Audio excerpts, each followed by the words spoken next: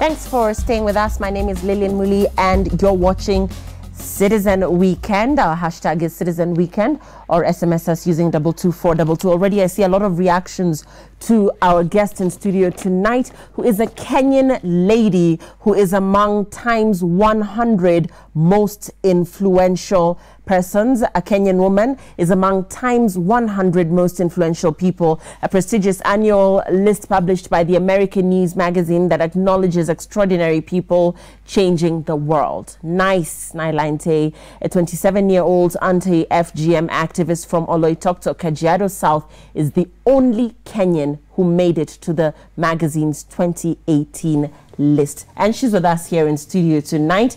Nice, thanks for being with us.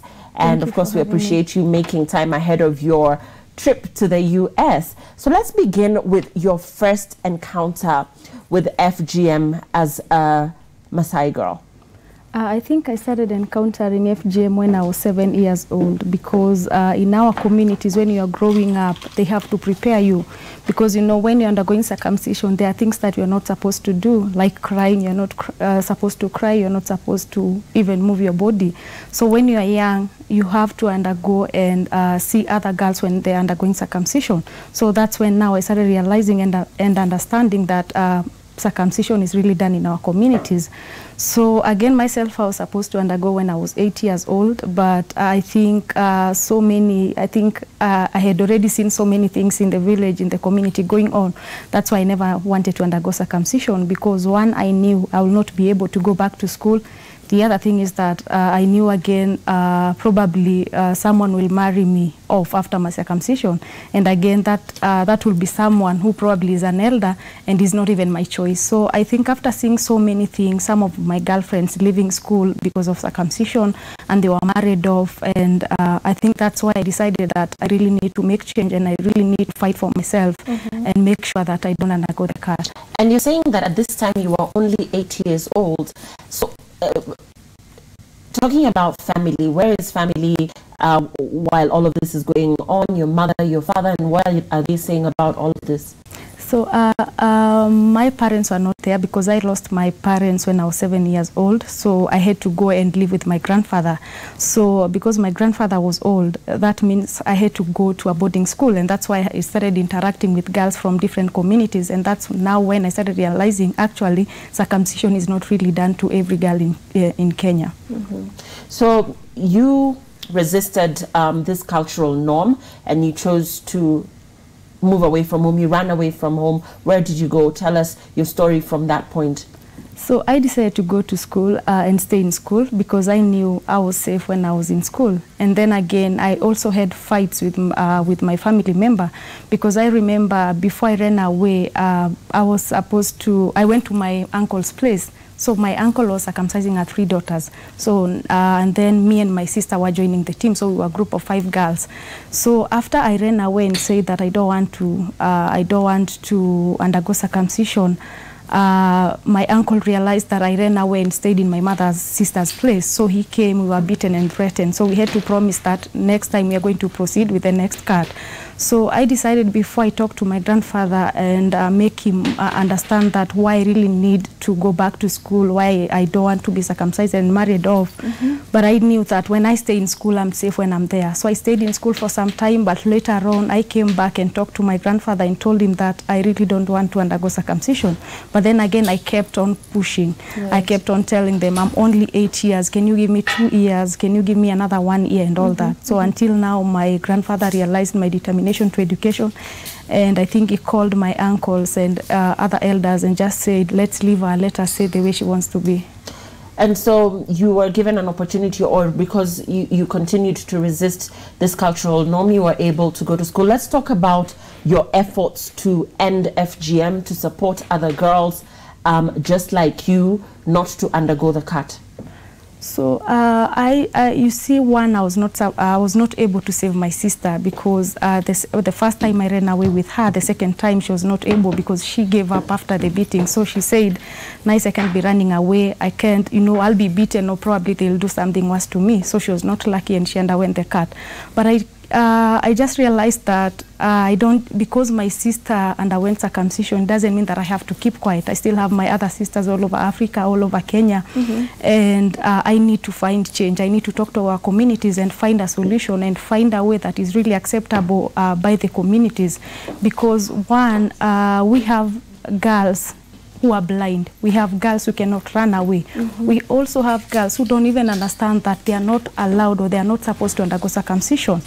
And they don't even know where to run to. So that's why I said that we really need to find a way of making sure that we are finding a way whereby we are able to talk to our communities and make them understand the dangers of female genital mutilation and early marriages. Let me just stop you right there, Nice. You talked about, I mean, there are girls who really don't have a voice because of a certain number of issues, who are not empowered enough to know exactly what this means and what this translates to for them. What about the cultural belief that women are not women unless they are cut? I'm looking at, for instance, a situation which men will not take them as wives, and how women are responding to this right from the community level. Those who feel that if they don't get the cut, they will not get husbands, and therefore they will have to live a life as single women. And not all of them are as fortunate enough as you to go to school. And therefore for them, their ultimate dream might be to get married. I think that's still a problem up to now, but I think change is happening as per se. So what we are trying to also do in the whole process of alternative rites of passage together with our communities and also Amrefeld Africa is that we are trying to find a way whereby we talk to everyone in the community, because what you are saying, issues of female genital mutilation, it's not a women's issue, it's also a men. You know, it's also, I think, issue, I mean, it's a big issue also for men, because they are the ones who are telling women or girls, we cannot marry you because you have undergone circumcision. And that's giving many girls pressure. They are saying we don't have men from this community who are going to marry us. And that's why we are working closely with cultural leaders, because they are very influential people in our community. We are also working with the Morans, the younger men, because again, they also have leaders in their own age sets. So they are very powerful people. So we are trying to use them to make sure that they understand how it is important to invest in our girls' education and how it is important to leave them, for them to be free from female genital mutilation. So it's, I think it's not an easy process. It takes time, because I think the key word is patience. You know, when you're trying to change harmful traditional practices, it's not something that just happens in one night or 2 days, or you really need time. It takes years, it takes 5 years, it takes 10 years, at least, to be able to change men or to change people in these communities. You're saying it takes time, and Kenya outlawed FGM in 2011. How do these laws translate at community level? Do they have effect, if at all, at the countryside, deep in those villages of Samburu, of the Ma? Do they have any effect whatsoever where culture is deeply ingrained? Definitely, it's important to have laws, and I think we are lucky here in Kenya that we have the Prohibition Act against 2011 against female genital mutilation, but the law itself is not just enough. You know, we need to really make sure that as much as we have the law, it's in place, but then again, we also need the government to invest on the beautiful laws that they have put in place. But that said, it's that it's a cultural issue. It's an issue of mindset. It's about changing people's attitudes. You know, it's something they have believed in. It's something they found their grandmothers, their mothers doing, so they want to continue with it again. So that's why I'm saying it's important to have the law, but it's not just enough. We need to find a way of talking to the communities. Has it made any change whatsoever? The law? Yeah. Yeah, because again, it's protecting people like me who are activists. We can walk around freely and, you know, talk about it everywhere. But then again, we also have girls who are running away from it. So when they go to probably to police stations and other places, I think they have a document they can refer to. So I think it's really happening. It's really helping. But I think the government needs to do more on the implementation of the law. The government needs to do more. I want you to enlighten us on the issue of even the most elite and the most educated people still practicing FGM silently. Why do some families continue to pressure reluctant girls? Why do some families, in as much as they may seem exposed, they may live within the urban areas, still pressure their girls who are within, who have been integrated into the modern and the urban schooling system into undergoing the cut? Yeah, I think issues of female genital mutilation, they are different depending with the communities that we are coming from. Like from us, the Maasai people, it's a transition from girlhood to womanhood. We have other communities like the Kisis, the Somalis, they are still practicing female genital mutilation, but our reasons are different. And that's why I'm saying we cannot use one alternative that we are using with the Maasai community to go and address it, or to go and tell people in Kisiland that this is the alternative that we need to use, because they are different in different ways. But I think what we need to do is really try and empower these communities. Let change come from the inside out. You know, let it come from them. Let's give them information. Let's empower them. But we have to also make sure that they, because they understand their cultures, they understand the reason behind FGM and all that. So once we empower them, let them decide what's the best way, what's the alternative to female genital mutilation.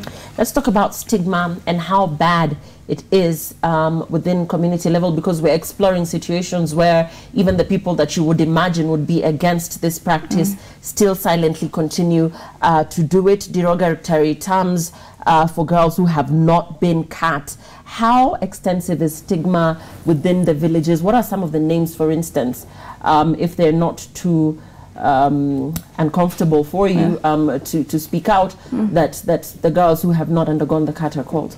Yeah, I think we have so many different names. Like in my community, we have not undergone circumcision. They used to give you a name Entapai. That's for you know, and women who have not, or girls who have not undergone circumcision, which is Entapai, which is really a bad name. I think in mother tongue it really sounds bad. And I think even me, when I was growing up, stigma was there, and it's still there. You know, you still have pressure from other girls who have undergone circumcision. You know, you cannot even stay with them, you cannot hang around with them. It's a problem.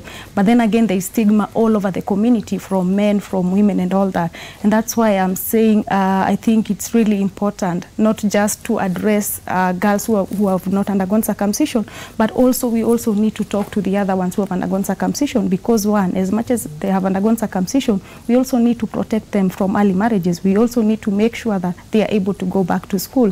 And I think that way, by talking to elders, by talking to spiritual leaders, by talking to women and parents and, you know, girls in and out of school, that's the only way we will be able to accommodate everyone in that community. The issue of health being devolved, and how you as an activist are working with the county government to ensure that you stem FGM.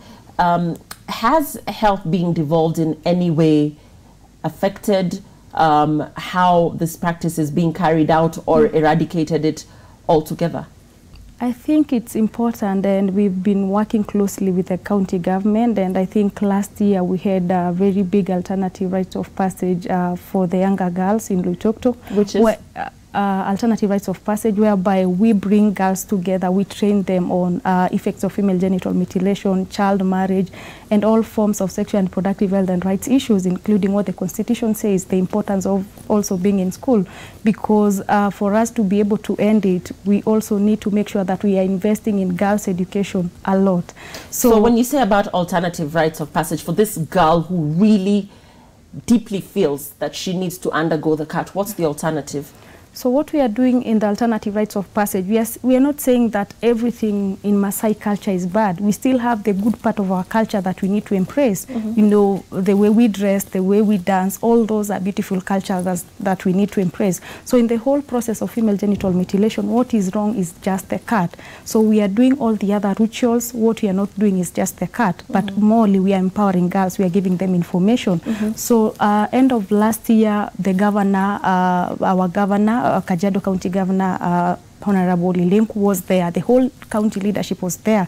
The governor, the women representative, the senator, the area MP and MCAs. And you know, issues of female genital mutilation, it's a very sensitive cultural issue. Politicians will always run from it because they fear they will lose vote. But he was there, the whole county was there, and I think the community just listening, their leaders talking about it, saying that it's a practice that we should live. I think it was really important, and it has made a lot of impact. Going back to the question on devolved health, I want to ask whether there is anything like safe FGM. We've heard of stories where some parents take their daughters into these health facilities so that they can get cut in a probably more hygienic environment or by a better qualified person, because we've had horror stories about girls bleeding to death and a lot of atrocities around how this cut is done. Is there anything like Safe FGM, and do some health facilities within these very interior villages actually carry out FGM? There is no safe FGM. I think all forms of FGM, I think it's a violation of human rights to the younger girls. So I think we cannot just say that, there is safe FGM and all that. So there is no that. And then I think that's what we have, I think, in the UN report, and I think everyone understands it. Right, so there's no such thing. There is no such thing. But is it actually happening in some of those health facilities? It's happening. It's happening. I think we have places whereby it's medical, or it's people from health practitioners who are doing it. But we cannot just say they safe FGM. It's there in the law. The law is really. So that doesn't make it any better, the fact that it's being done in a health facility. No. So before we get into your prestigious recognition and award by the New York Times, let's talk about the community, and particularly the male elders, and whether you finally convinced them, whether they came to a point of reason, of actually listening to this girl who, first of all, defied the cultural norm to get the cut. So yeah, I think right now we have been able to convince elders in my own community, and also men, but I'm not really saying that we have been able to convince all of them in Kenya or in Africa. I think there is so much to be done yet, but how we are able to involve them, it's because we've been working closely with their own leaders. If it's the younger men, the younger leaders like the Morans, we know who are their leaders traditionally. So we've been able to train them first and make sure that they understand where we're saying that we need to abandon the practice. So we've been using them to reach the other men, and that way we've also been able to reach cultural elders. We've been able to talk to them. Bamoli, we've been able to talk to everyone on the issues of female genital mutilation. But then again, it's not something that I'm just doing it alone. For us to be able, together with the communities and AMREF Health Africa, to reach over 15,000 girls, I think this is something that is really done by many people. We have so many actors who are there, who are working together with us. We have men, we have women from these communities who have been at the forefront on the fight against female genital mutilation. How many girls so far have been saved from the cut? So far, we've been able to save over 15,000 girls in Samburu, Kajiado County, and some part in Tanzania, because that's where the project works. But then again, what is important, we have to make sure that there is transition and completion of these girls in school. So as much as we are doing our alternative rites of passage ceremonies and trainings, we can just leave them like that. We have to make sure that at least they are going on with their studies and we are able to support them. Right. And let's talk about the fact that Nailantei here is among the New York Times 100 most influential people, and you're only 27, so congratulations. But let's talk about how this magazine learned about the work that you were doing here locally for the girl child. I think I don't really know how they picked it, but I think a lot has been happening, and I think probably they have just picked it somewhere. Probably it's from Kenyan social media or any other, or any other form of social media outside Kenya. But morely, I think it's just because of the work that we've been doing together with our communities. Yes, they are recognizing Nice, but there are many people behind it, and that's why I always want to say, it's a big thank you to the people that we've been working together, the leaders from my own community, the women from my own community, and morely the girls, the 15,000 girls whom we've been able to put smiles on their own faces, because these are the girls should be, tomorrow's leaders. We were able to bring hope in their own faces. These are, I think in future they're going to be women of their dreams. They're aspiring to be doctors, teachers, professors, or pilots. I am sure it's a matter of time, and these women will be great women of this nation. What I love about you is the fact that you keep saying we. So it's a collective effort as far as you're concerned, and not all about you. This recognition by the Times magazine, what does it translate to for the girl child, for that girl in the interior, that girl in the villages who still is at risk of FGM, or who is struggling to understand why she should, if at all, defy this cultural norm? I think this tells people that there is hope. I think it's a matter of time and all will be well, because I think, again, with this award, I think it's going to give attention to the whole world that FGM is a big issue still. Child marriage is, a big issue still. These are some of the problems or challenges we are still facing in Kenya, probably, or in Africa, whereby women or girls are not able to get where they want to be. But I think it tells us more that people are listening, or people are watching whatever that we are doing. Yeah. And finally, you're believing for New York to receive your award. What do you plan to say to the world during your speech? Have you planned it? And just, in summary, what is it that you're going to be saying during that speech? So I think I'll be making a toast for 2 minutes, and I think I would, I would really want to appreciate so many people, but then again, I can only appreciate 2 people. So I think I want to make a toast. That's what I'll be doing to my own grandfather, and my own sister. I think where I am today, or who I am today, they're the people who mold me. They are the people who made me become the kind of woman I am today. So I'm planning, or I think that's what I'm going to do. I'm just going to appreciate them. But morely, I'll also, when I get a chance, I'll be able to appreciate my community members, people from my own village. Your grandfather, a Maasai elder, and he stands by your decision not to undergo the cut. He celebrates you despite the fact that at his age, it would be obviously of his preference that you undergo the cut, but he still stood by you and supported the fact that you wanted to go to school. Yeah, and up to now, I think he's my great supporter, and I think he's one of the proudest or the happiest man in the village. So I think up to now, he still appreciates, and he still says that I think I made the right decision to make sure that my grandchild is able to go back to school and all that. Wow, the remarkable story of Nailantei here, who has actually been put together with other world leaders. She's been recognized as one of the world's 100 most influential people, and this is because of sharing her story and using her experience, having escaped the cut, to empower other girls within her community. I want to read out your comments here, maybe 1 or 2. Somebody here is saying, congratulations to our own sister, proud of you as Ma community. This is Margie Lasoy. Somebody is saying, congratulations Nailantei, keep flying. We are proud of you as Ma community. This is Olewata Chum Lawrence in Baringo County. Congratulations to our sister once again. We are very proud of you. Keep doing the good work. Thank you very much. Nice Nailantei, you're just as nice as your name, and we wish you all the best. Thank you for flying the Kenyan flag so high. We are so proud of you. We celebrate the good work you are doing, and all the best as you leave for New York to receive that award. That's our time here on Citizen TV. Very great to have hosted the very beautiful, nice Nailantei here with us in studio. We celebrate her as she lives for New York to receive that recognition award by the New York Times. Thanks for watching. My name is Lillian Muli. Good night.